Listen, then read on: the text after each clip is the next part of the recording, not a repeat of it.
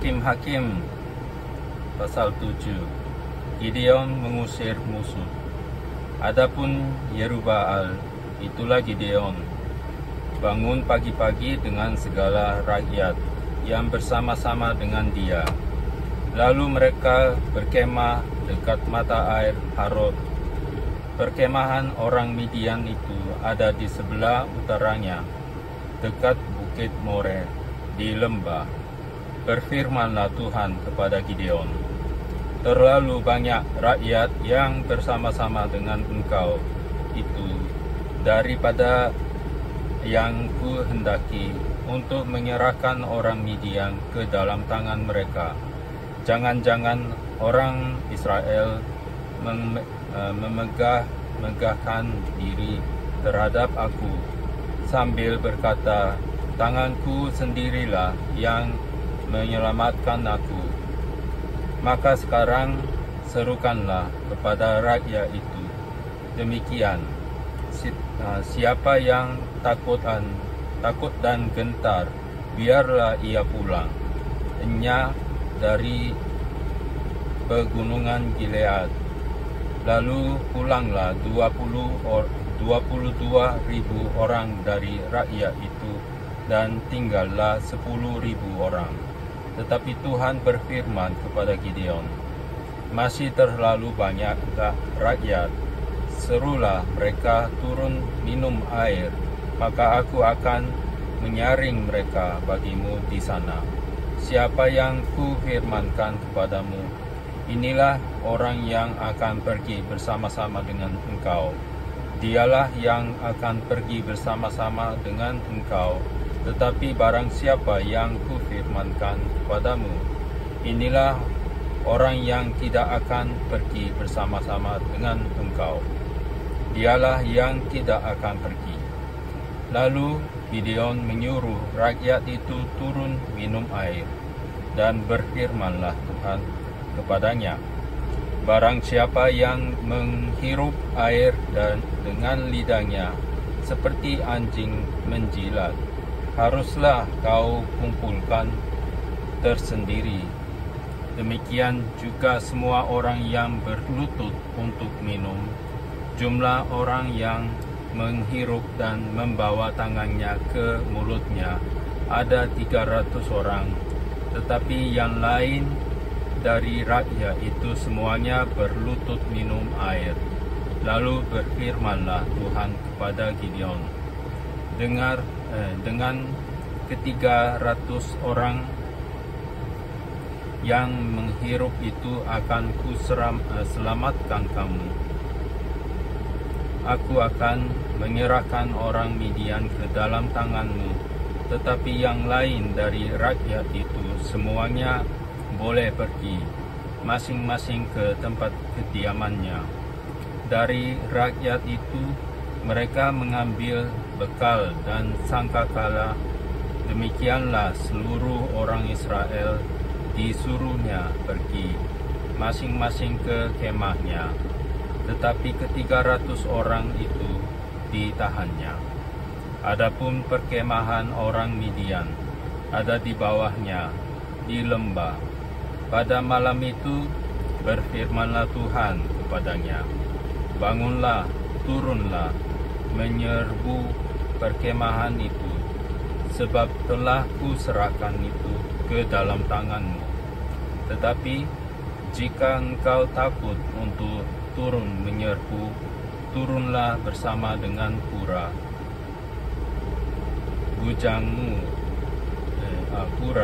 bujangmu ke perkemahan itu. Maka kau dengarlah apa yang mereka katakan.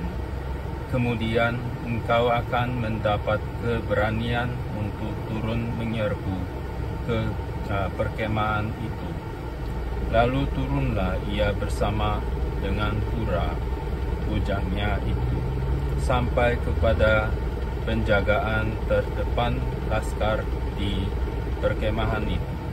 Adapun orang Midian yang orang Amalek dan orang Amalek dan semua orang dari sebelah timur itu bergelimpang bergelimpangan di lembah itu, seperti belalang banyaknya, dan unta mereka tidak terhitung, seperti pasir di tepi laut banyaknya. Ketika Gideon sampai ke situ, kebetulan ada seorang menceritakan mimpinya kepada temannya. Katanya, "Aku bermimpi, tampak sekeping roti jelai terguling masuk ke perkemahan orang Midian. Setelah sampai ke kemah ini, dilanggarnya lah kemah ini sehingga roboh dan dibongkar bangkirkannya. Demikianlah kemah ini habis runtuh." Lalu temannya menjawab, "Ini tidak lain dari pedang Gideon bin Yoas, orang Israel itu. Allah telah menyerahkan orang Midian dan seluruh perkemahan ini ke dalam tangannya." Segera sesudah Gideon mendengar mimpi itu diceritakan dengan maknanya, sujudlah ia menyembah. Kemudian pulanglah ia ke perkemahan orang Israel, lalu berkata, "Bangunlah, sebab Tuhan telah menyerahkan perkemahan orang Midian ke dalam tanganmu." Sesudah itu dibaginya lah ke 300 orang itu di dalam 3 pasukan, dan ke tangan mereka semuanya diberikannya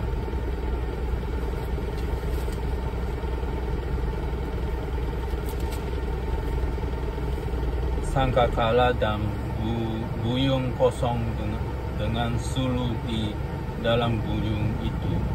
Dan berkatalah ia kepada mereka, "Perhatikanlah aku dan lakukanlah seperti yang kulakukan. Maka apabila aku sampai ke ujung perkemahan itu, haruslah kamu lakukan seperti yang kulakukan. Apabila aku dan semua orang yang bersama dengan aku meniup sangkakala, maka haruslah kamu juga meniup sangkakala sekeliling seluruh perkemahan itu, dan berseru, 'Demi Tuhan dan demi Gideon.'"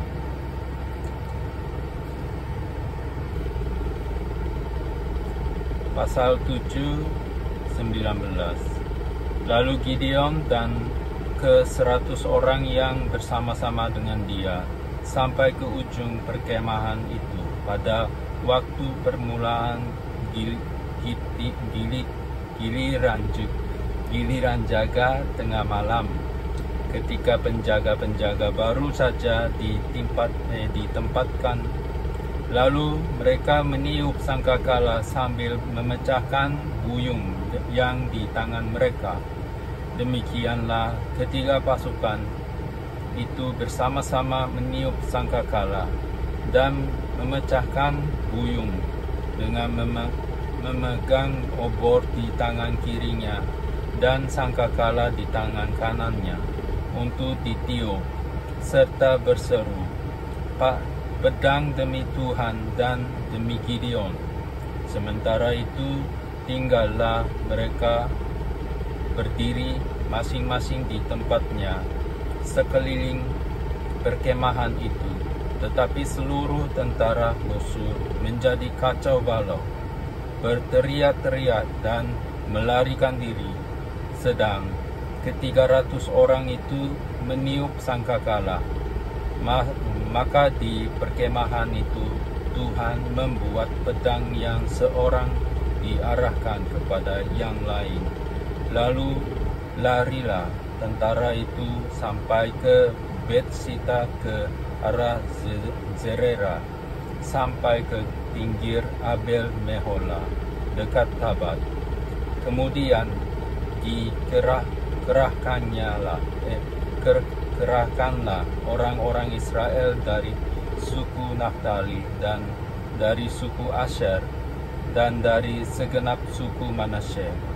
Lalu mereka mengejar orang Midian itu. Gideon menyuruh juga orang ke seluruh pegunungan Efraim dengan pesan, turunlah menghadapi orang Midian, dan dudukilah segala batang air sampai ke Bet-bara, dan juga sungai Yordan. Maka semua orang Efraim dikerahkan, lalu mereka menduduki segala batang air sampai ke Bet-bara, juga sungai Yordan. Mereka berhasil menawan dua raja Midian, yakni Oreb dan Zeeb. Oreb dibunuh di gunung batu Oreb, dan Zeeb dibunuh dalam tempat pemerasan anggur Zeeb. Mereka mengejar orang Midian itu, lalu mereka membawa kepala Oreb dan kepala Zeeb kepada Gideon di seberang sungai Yordan. Hakim-Hakim pasal 8. Lalu berkata orang-orang Efraim kepada Gideon, "Apa macam perbuatanmu ini terhadap kami? Mengapa engkau tidak memanggil kami ketika engkau pergi berperang melawan orang Midian?" Lalu mereka menyesali dia dengan sangat. Jawabnya kepada mereka, "Apa perbuatanku dalam hal ini jika dibandingkan dengan kamu?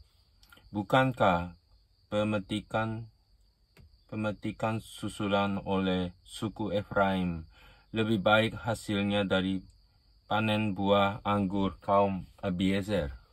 Allah telah menyerahkan kedua raja Midian itu, yakni Oreb dan Zeeb, ke dalam tanganmu. Apa yang telah dapat kucapai jika dibandingkan dengan kamu?" Setelah ia berkata demikian, maka redalah marah mereka terhadap dia. Orang Midian dikalahkan, raja-rajanya dibunuh. Ketika Gideon sampai ke sungai Yordan, menyeberanglah ia dan ke-300 orang yang bersama-sama dengan dia. Meskipun masih lelah, namun mengejar juga. Dan berkatalah ia kepada orang-orang Sukot, "Tolong berikan beberapa roti untuk rakyat yang mengikuti aku ini, sebab mereka telah lelah. Dan aku sedang mengejar Zeba dan Salmuna, raja-raja Midian." Tetapi jawab para pemuka di Sukot itu, "Sudahkah Zeba dan Salmuna itu ada dalam tanganmu, sehingga kami harus memberikan roti kepada tentaramu?" Lalu kata Gideon, "Kalau begitu, apabila Tuhan menyerahkan Zeba dan Salmuna ke dalam tanganku, aku akan menggaruk tubuhmu dengan duri padang gurun dan onak." Maka berjalanlah ia dari sana ke Penuel, dan berkata demikian juga kepada orang-orang Penuel. Tetapi orang-orang ini pun menjawabnya seperti orang-orang Sukot. Lalu berkatalah ia juga kepada orang-orang Penuel, "Apabila aku kembali dengan selamat, maka aku akan merobohkan menara ini. Sementara itu Zeba dan Salmuna ada di Karkor bersama-sama dengan tentara mereka, kira-kira 15.000 orang banyaknya, yakni semua orang yang masih tinggal hidup dari seluruh tentara orang-orang dari sebelah timur. Banyaknya yang tewas ada 120.000 orang yang bersenjatakan pedang. Gideon maju melalui jalan orang-orang yang diam di dalam kemah di sebelah timur Nobah dan Yogberha, lalu memukul kala tentara itu. Ketika tentara itu menyangka dirinya aman, Zeba dan Salmuna melarikan diri, tetapi Gideon mengejar mereka dan menawan kedua raja Midian itu, yakni Zeba dan Salmuna, sedang seluruh tentara itu cerai-beraikannya. Kemudian kembalilah Gideon bin Yoas dari peperangan dengan melalui pendakian Heres. Ditangkaplah seorang muda dari penduduk Sukot. Setelah ditanyai, orang itu menuliskan nama para pemuka dan para tua-tua di Sukot untuk Gideon, 77 orang banyaknya. Lalu pergilah Gideon kepada orang-orang Sukot sambil berkata, "Inilah Zeba dan Salmuna yang karenanya kamu telah mencela aku, dengan berkata, sudahkah Zeba dan Salmuna itu ada dalam tanganmu, sehingga kami harus memberikan roti kepada orang-orangmu yang lelah itu?" Lalu ia mengumpulkan para tua-tua kota itu, lalu mengambil duri padang gurun dan onak, dan menghajar orang-orang Sukot dengan itu. Juga menara Penuel dirobohkannya, dan dibunuhnya orang-orang kota itu. Kemudian bertanyalah ia kepada Zeba dan Salmuna, "Di manakah orang-orang yang telah kamu bunuh di Tabor itu?" Jawab mereka, "Mereka itu serupa dengan engkau, sikap mereka masing-masing seperti anak raja."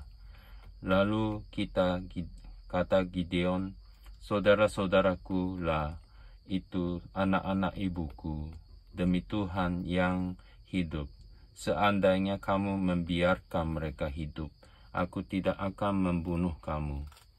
Katanya kepada Yeter, anak sulungnya, "Bangunlah, bunuhlah mereka." Tetapi orang muda itu tidak menghunus pedangnya, karena ia takut, sebab ia masih muda. Lalu kata Zeba dan Salmuna, "Bangunlah engkau sendiri dan paranglah kami, sebab seperti orangnya, demikian pula kekuatannya." Maka bangunlah Gideon, dibunuhnya Zeba dan Salmuna. Kemudian diambilnya bulan-bulanan yang ada pada leher unta mereka. Perbuatan Gideon selanjutnya dan akhir hidupnya. Kemudian berkatalah orang Israel kepada Gideon, "Biarlah engkau memerintah kami, baik engkau, baik anakmu maupun cucumu, sebab engkaulah yang telah menyelamatkan kami dari tangan orang Midian." Jawab Gideon kepada mereka, "Aku tidak akan memerintah kamu, dan juga anakku tidak akan memerintah kamu, tetapi Tuhan yang memerintah kamu." Selanjutnya kata Gideon kepada mereka, "Satu hal saja yang ku minta kepadamu, baiklah kamu masing-masing memberikan anting-anting dari jarahannya, karena musuh itu beranting-anting emas, sebab mereka orang Ismail." Jawab mereka, "Kami mau memberikannya dengan suka hati." Dan setelah dihamparkan sehelai kain, maka masing-masing melemparkan anting-anting dari jarahannya ke atas kain itu. Adapun berat anting-anting emas yang dimintanya itu ada 1.700 sikal emas, belum terhitung bulan-bulanan, perhiasan telinga dan pakaian kain ungu muda yang dipakai oleh raja-raja Midian, dan belum terhitung kalung rantai yang ada pada leher unta mereka. Kemudian Gideon membuat efod dari semuanya itu dan menempatkannya kotanya di Ofra. Di sanalah orang Israel berlaku serong dengan menyembah efod itu.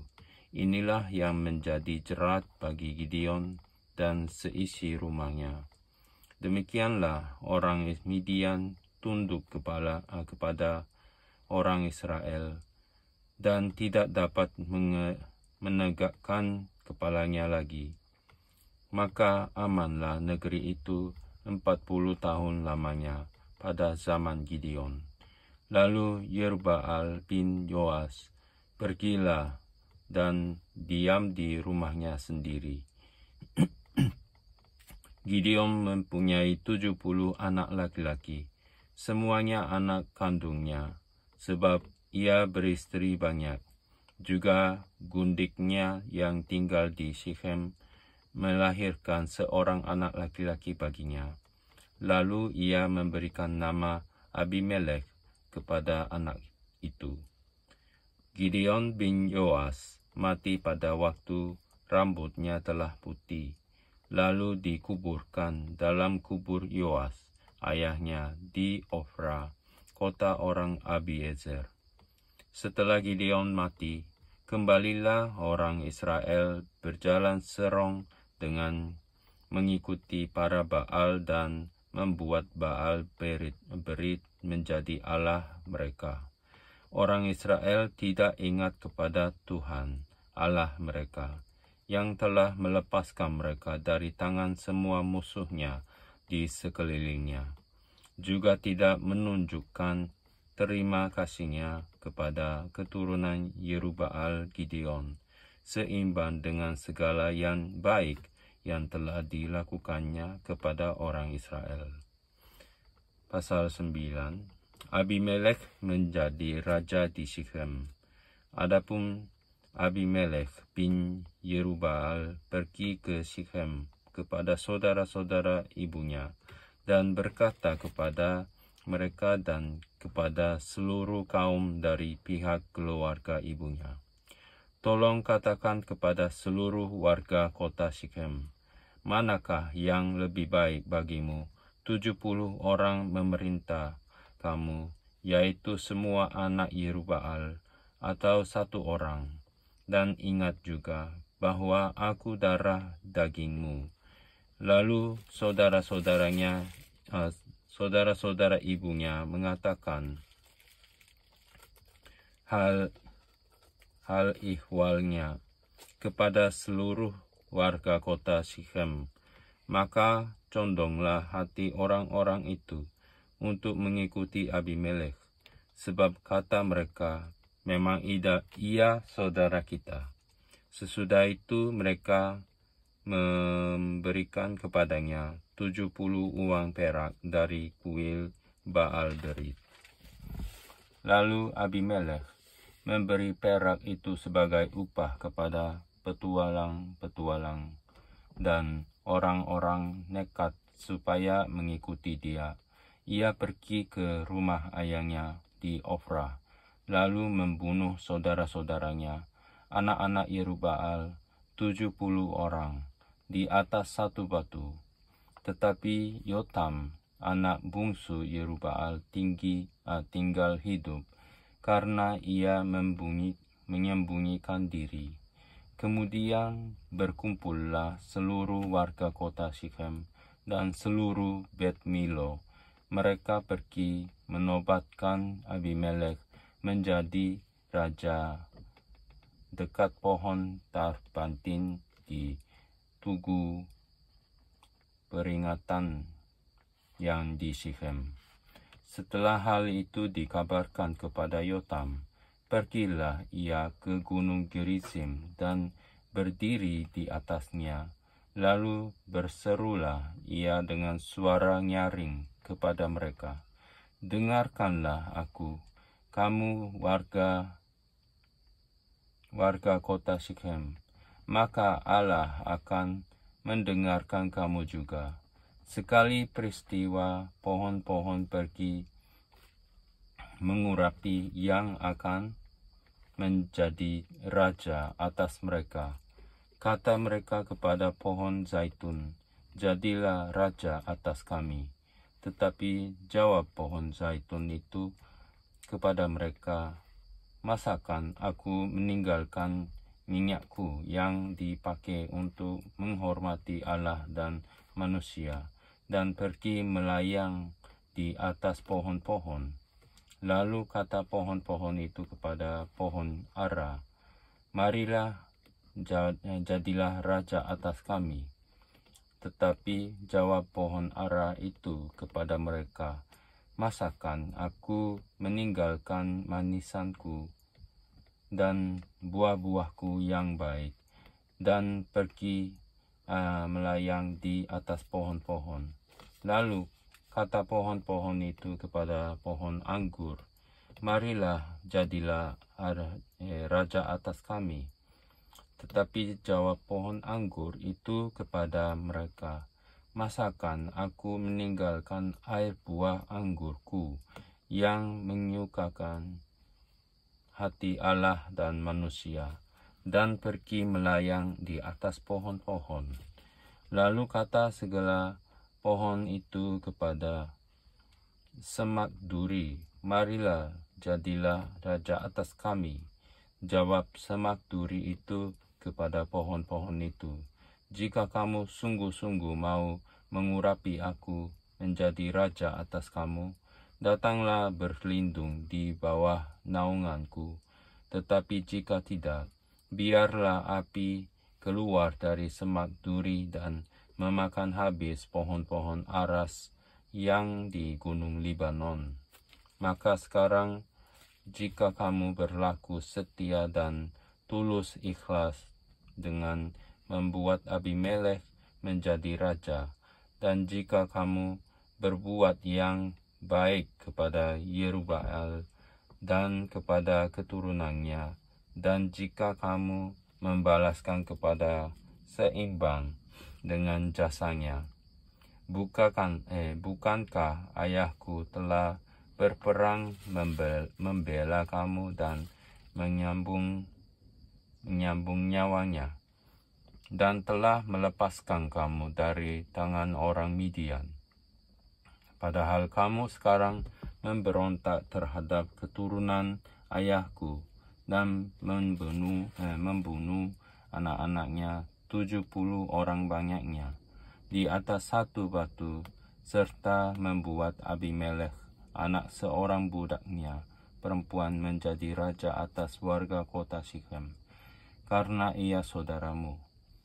Jadi jika kamu pada hari ini berlaku setia dan tulus ikhlas kepada Yerubbaal dan keturunannya, maka silakanlah kamu bersukacita atas Abimelekh, dan silakanlah ia bersukacita atas kamu. Tetapi jika tidak demikian, maka biarlah api keluar daripada Abimelekh dan memakan habis warga kota Syichem dan juga Bet Milo. Dan biarlah api keluar daripada warga kota Syichem dan juga dari Bet Milo dan memakan habis Abimelekh. Kemudian larilah Yotam. Ia melarikan diri di Beer dan tinggal di sana karena takut kepada Abimelekh saudaranya itu. Setelah 3 tahun lamanya Abimelekh memerintah atas orang Israel, maka Allah membangkitkan semangat jahat di antara Abimelekh dan warga kota Syichem, sehingga warga kota Syichem itu menjadi tidak setia kepada Abimelekh, supaya kekerasan terhadap ke-70 anak Yerubbaal dibalaskan dan darah mereka ditimpakan kepada Abimelekh, saudara mereka yang telah membunuh mereka, dan kepada warga kota Syichem yang membantu dia membunuh saudara-saudara itu. Sebab warga kota Syichem itu menempatkan orang untuk menghadang dia di puncak gunung dan merampas setiap orang yang melewati mereka, melalui jalan itu. Hal itu dikabarkan kepada Abimelekh. Sementara itu, Gaal bin Ebed beserta saudara-saudaranya telah datang dan pindah ke kota Sikhem. Warga kota Sikhem percaya kepadanya. Jadi pergilah mereka ke ladang. Mereka mengumpulkan hasil kebun anggur mereka dan mengirit merasnya, lalu mengadakan perayaan. Mereka masuk ke kuil Allah mereka dan makan minum sambil mengutuki Abimelekh. Berkatalah Gaal bin Ebed, "Siapa itu Abimelekh dan siapa kita orang Sikhem? Maka kita menjadi hambanya. Bukankah anak Yerubbaal dan Zebul, wakilnya, menjadi hamba orang-orang Hemor, ayah Sikhem? Jadi mengapakah kita menjadi hambanya? Sekiranya orang-orang kota ini ada di dalam tanganku, maka tentulah aku mengenyahkan Abimelekh." Lalu berkatalah ia ke arah Abimelekh, "Perkuatlah tentaramu dan majulah." Ketika Zebul, penguasa kota itu, mendengar perkataan Gaal bin Ebed, bangkitlah amarahnya. Ia mengirim utusan kepada Abimelekh di Aruma dengan pesan, "Gaal bin Ebed dan saudara-saudaranya telah datang ke Sikhem dan ketahuilah mereka menghasut kota itu melawan engkau. Oleh sebab itu, berangkatlah pada waktu malam, engkau dan rakyat yang bersama-sama dengan engkau itu, dan adakanlah penghadangan di padang. Esoknya pagi-pagi pada waktu matahari terbit, haruslah engkau menyerbu kota itu. Dan jika ia dan orang-orangnya keluar melawan engkau, maka engkau dapat berbuat kepadanya sesuai dengan keadaan yang kau dapati." Sebab itu berangkatlah Abimelekh pada waktu malam beserta segala rakyat yang bersama-sama dengan dia. Lalu mereka mengadakan penghadangan dalam 4 pasukan untuk melawan Sikhem. Ketika Gaal bin Ebed pergi keluar dan berdiri di depan pintu gerbang kota itu, Abimelekh kebetulan bangun dari tempat penghadangnya beserta rakyat yang bersama-sama dengan dia. Ketika Gaal melihat rakyat itu, berkatalah ia kepada Zebul, "Lihat, ada orang banyak turun dari puncak gunung." Jawab Zebul kepadanya, "Itu bayang-bayang gunung yang kau sangka manusia." Kata Gaal sekali lagi, "Lihat, ada orang banyak turun dari gunung pusat tanah, dan satu kelompok datang dari jalan pohon Tarbantin Peramal." Jawab Zebul kepadanya, "Di manakah mulutmu itu yang mengatakan siapa itu Abimelekh, maka kita menjadi hambanya? Bukankah ini orang-orang yang telah kau hina itu? Majulah sekarang untuk memerangi mereka." Maka majulah Gaal dengan dipandangi oleh warga kota Sikhem, lalu berperang melawan Abimelekh.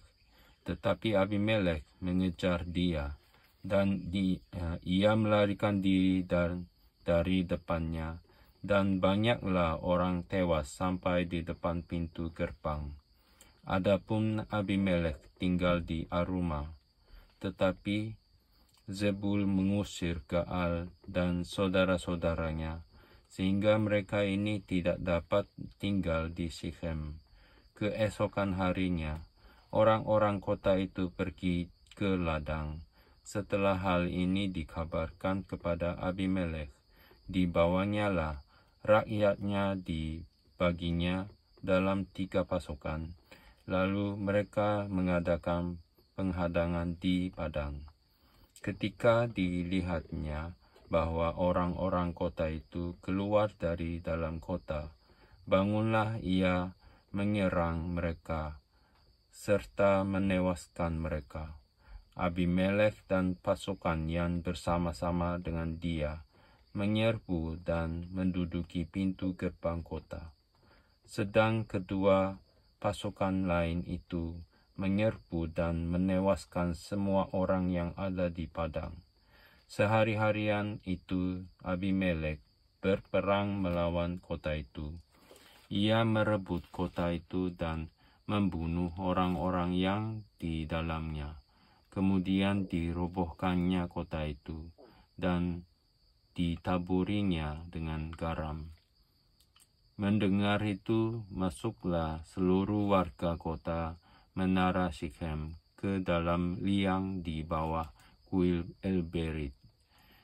Dikabarkanlah kepada Abimelek bahwa seluruh warga kota Menara Sikhem telah berhimpun di sana.